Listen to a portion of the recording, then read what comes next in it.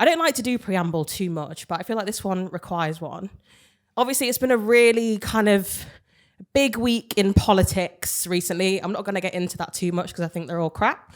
But I wanted to and have wanted to write a poem about a specific incident that recently happened to Diane Abbott for a while. For those of you that don't know, Diane Abbott is the first black female MP to be elected in this country.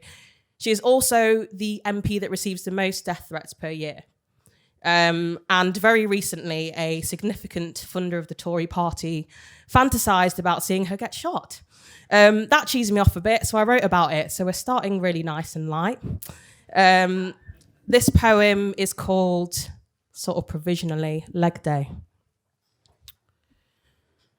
When Diane Abbott stood up for the 26th time in the House of Commons,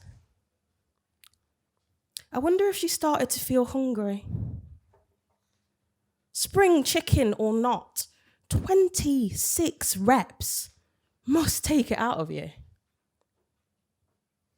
I can't imagine that the benches of Parliament are particularly comfortable, that those 80s seafoam leather seats offer much purchase, that the springs haven't long buckled under the weight of trousered, complacent arses. No, that was all her, resurfacing against a tsunami of blue ties, bloody rivers, and gravity. When Diane Abbott stood up for the 36th time in the House of Commons, I wonder if she began to feel seasick, shipwrecked from the rise and fall and rise and fall and rise and fall of her voice in her throat, how it must feel to regurgitate your right to live 36 times over. To lock eyes with your opponent across the room and catch the glint of a smoking gun.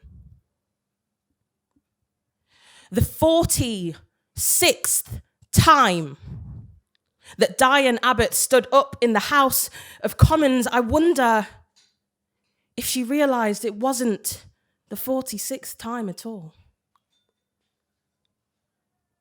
That she has stood up and sat down and stood up and sat down and stood up and sat down and stood up for 36 years, that she is one among centuries of hydraulic women that have been pushing and pressing and standing and standing and standing and standing, that they too are haunted by the clicks in their knees,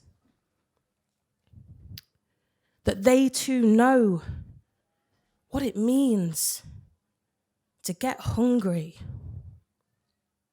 Thank you very much.